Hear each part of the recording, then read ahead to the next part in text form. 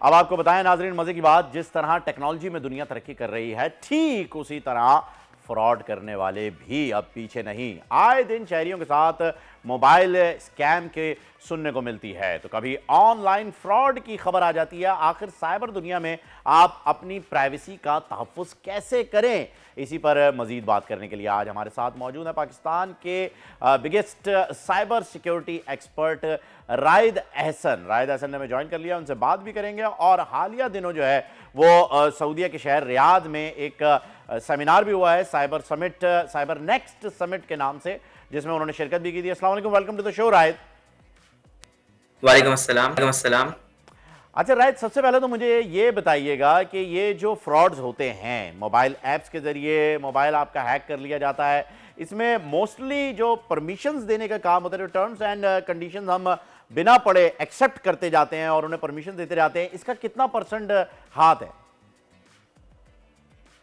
ये permission exception के हिसाब से आप लोग मतलब हम लोग सभी प्राइवेसी पॉलिसी जो कि लिखी होती है, प्राइवेसी स्टेटमेंट्स कि आपने पढ़ के उसको टिक करना होता है, हम बिना देखे कर देते हैं। हम्म। लेकिन हमने कभी इसको इन डिटेल नहीं पढ़ा, क्योंकि वो होती इतनी लंबी है, काफ़ी लोग इग्नोर कर देते हैं। लेकिन कुछ लिखते ऐसे हैं कि जैसे क्लोन करते हैं। हम्म। क्लोनिंग मतलब जैसे फ़िशिंग कोई वेबसाइट होती है, फिर ईमेल होती है, उसकी यूआरएल में कुछ मसला होता है। जैसे हम्म। यूआरएल काफ़ी टाइम सेम टू सेम लगता है। हम्म। बंदा या फिर कोई भी जो विक्टिम है, वो पकड़ नहीं पाता कि ये हम्म। कौन-सा लेटर है। सपोज़ लोअर केस एल और आई में कोई यूआरएल में ऐसा सिर्फ़ एक लेटर चेंज किया हो, जिसकी वज़ह से hacker is able to get into your systems. Hmm. तो वो हम लोग उस पे भी प्राइवेसी पॉलिसी टिक कर देते हैं, क्योंकि वो क्लोन करता है और it doesn't mean anything to the website. Hmm. वो बस एक शो पीस के हिसाब से रखी होती है और हमें लगता है कि हम एक लेजिटिमेट वेबसाइट पे एक्सेस कर रहे हैं और मतलब इसको बस टिक कर देते हैं और मूव ऑन कर देते हैं।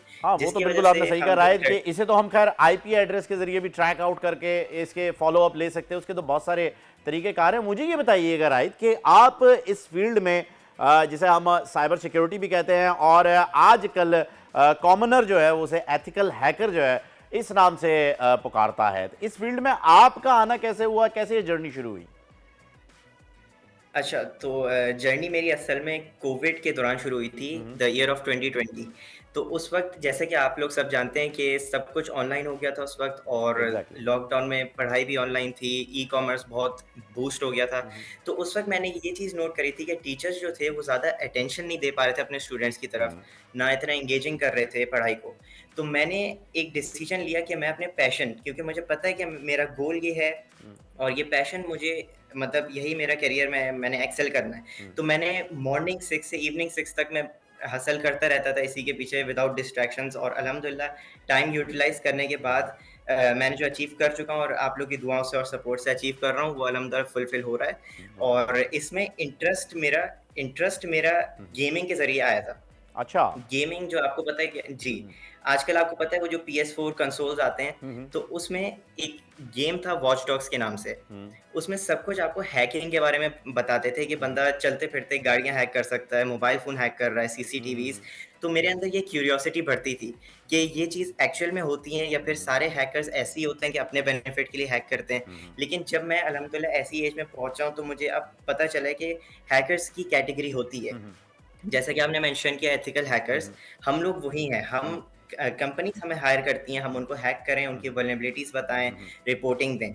तो अल्हम्दुलिल्लाह जैसे कभी इंशाल्लाह मेरा कराची आने का हो, तो हम्म। लाइक डेमोंस्ट्रेट कर सकता हूँ मैं कि कितनी नहीं, डेफिनेटली हम चाहेंगे कि आप अल्हम्दुलिल्लाह यहाँ पर मुझे जब आएँ तो जी। एक ऐप के ज़रिए जो है वो आप इसे एक्सप्लेन भी करें। अभी तो आप यूएई में हैं, वहीं मुकीम हैं और वहीं जो है आपका सारा सिस्टम चल रहा है। मुझे अब इन डिटेल जो है वो आप ये बताइएगा कि जी एक हैकर में, एक एथिकल हैकर में मेजर जो फ़र्क होता है वो ज़रा बता दें।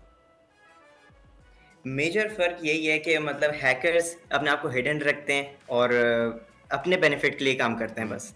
लेकिन जो एथिकल हैकर्स हैं, वो पब्लिक में शो होते हैं हम्म। ताकि वो अपनी स्किल्स को सेल कर सकें। हम्म। कंपनीज़ उनको जान सकें इंटरनेशनली, वो फिर अपना स्टार्टअप्स करने के लिए एक वो उनको एक अपॉर्च्युनिटीज़ मिल जाती हैं एथिकल हैकर्स को। हम्म। वो जब हायर होते हैं, वो कंपनीज़ को हैक करते हैं, रिपोर्टिंग बनाते हैं, वल्नरेबिलिटीज़ बनाते हैं, तो एक क्रेडिबिलिटी बढ़ती है उससे, हम्म। और एक एक ज़्यादा ट्रस्ट पैदा होता है हम्म। कंपनी और हैकर के बीच में। हम्म। तो इस तरह हैकर भी नोन होता है, कंपनी का भी नाम बूस्ट होता है। ज़बरदस्त। अच्छा राहिद, मुझे एक चीज़ और बताइएगा, जहाँ तक मैं समझ पाया हूँ और आवाम के लिए भी जो है वो मैं इसे अगर एलैबोरेट करना चाहूँ, तो ये आपको एक कंपनी अपने सिक्योरिटी सिस्टम के लिए हायर करती है, आप उनकी कंपनी के सिक्योरिटी सिस्टम में लूप होल्स को ढूंढते हैं और उन लूप होल्स के ज़रिए उस सिस्टम को हैक करके उन्हें बताते हैं कि ये लूप होल्स हैं, इन्हें आप कवर कर सकते हैं, ऐसा होता है? जी, जी, बिल्कुल और फिर उसके बाद आप हम उसका लोग एक सॉल्यूशन भी वल्नरेबिलिटी देते हैं कि रिपोर्ट इसे बनाते कवर हैं। कैसे किया जा सकता है?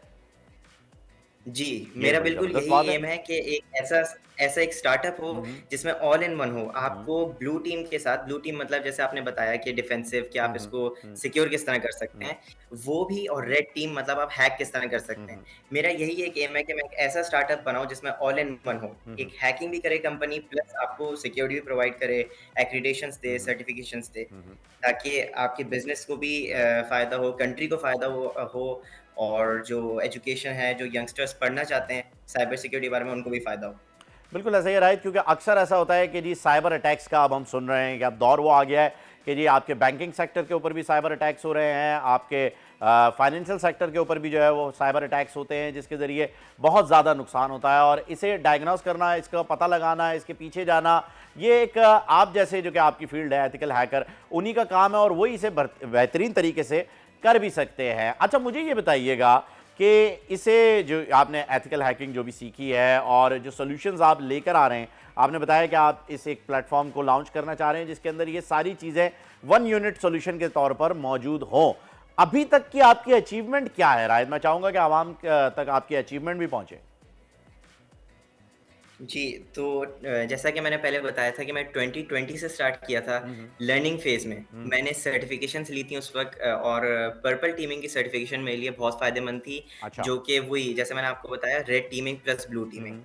ये सर्टिफ़िकेशन यही आपको बंदे को ये पहचान देती है कि वो दोनों चीज़ें एक साथ कर सकता है। हुँ, 2022 में जब मैं मूव ऑन हुआ तो मैंने एक फर्स्ट मुझे अपॉर्च्युनिटी मिली black hat middle east and Africa की, जहाँ पर मैंने स्पीक किया था, ये रियाद में हेल्ड हुई थी। हुँ, हुँ। और फिर 2023 में जाइसेक जो हुँ, कि हुँ। दुबई में थी गवर्नमेंट होस्टेड, वहाँ पर भी मैंने डेमोन्स्ट्रेट किया था कि साउंड के ज़रिए किस तरह हैक हो सकते हैं सिस्टम्स।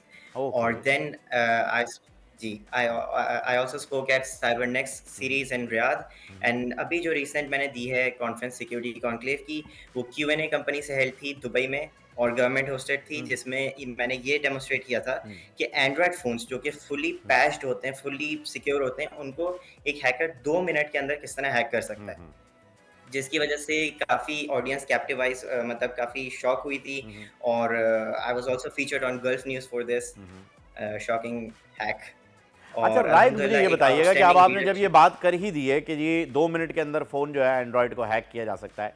मुझे ये बताइए कि क्या इतने ईज़ी गेटवे होते हैं जिसके ज़रिए एक हैकर आपके फ़ोन को ईज़िली एक्सेस कर सकता है, जिनसे हम अपने आप को सिक्योर कर सकते हैं, बचा सकते हैं या कोशिश कर सकते हैं बचाने की?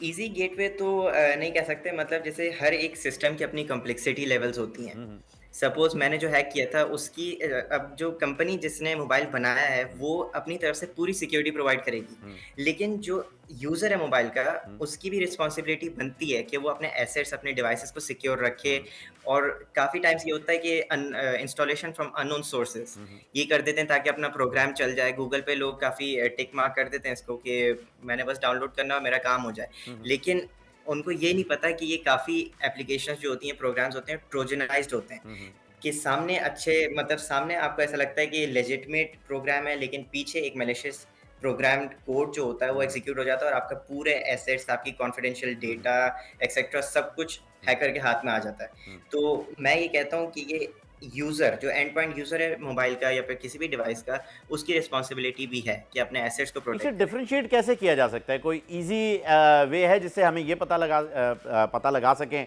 एक आम यूज़र जो है मेरे जैसा वो ये पता लगा सके कि जी ये प्रोग्राम जो है ये बैक एंड के ऊपर मेल फंक्शन हुआ हुआ है और फ्रंट एंड इसका ये चल रहा है? मतलब फर्स्टली तो आपको आजकल गूगल भी इतना एनहांस हो गया है कि वो डाउनलोडिंग से पहले ही आपको बता देता है कि ये मैलवेयर है या फिर कुछ इसके अंदर एरर्स हुँ, एक्सिस्ट हुँ, करते हैं। तो उसी वक़्त हमें ये पहचान लेना चाहिए कि हम लोगों ने डाउनलोड नहीं करना या फिर कोई ऐसी ट्रस्टेड सोर्स से आप डाउनलोड करें, अनट्रस्टेड सोर्स से नहीं।